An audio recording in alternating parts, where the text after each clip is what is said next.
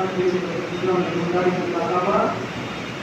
beberapa sebenarnya kasih ulama Muhammad bin Abdullah bin Sayyidina Abdullah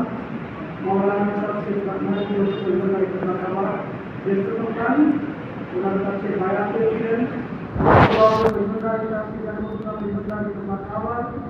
satu rasyid dibuat ini mengenai kita. Apa tafsir আমাদেরকে জানা যায়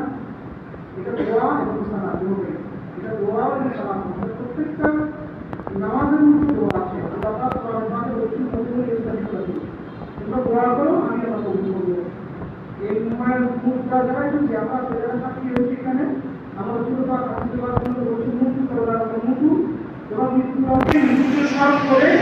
আল্লাহর রাস্তায় নির্বাসকে কোরবানি করে আল্লাহর রাস্তায় নিয়ে যাবে আমরা এখানে কোরআন এই আমরা পরিকার মধ্যে দিয়ে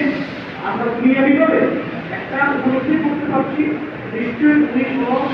আল্লাহ আমাদের সাথে আল্লাহ রসুলের হাবিবের সাথে সম্পর্ক ছিল এজন্য হাবিবের প্রেমিকরা আজকে তারা আমাদের তৈরি করেছে আমরা সবাই উপযুক্ত দোয়া করব এবং তারা পরবর্তী বক্তব্য দোয়া যারা দিয়ে যাচ্ছেন তারা যেন এই পক্ষে হজম করে তারা আস্থা না কাজ করতে পারে যেগুলো সাথে তাদের জন্য পবিত্র দোয়া দিয়ে আমরা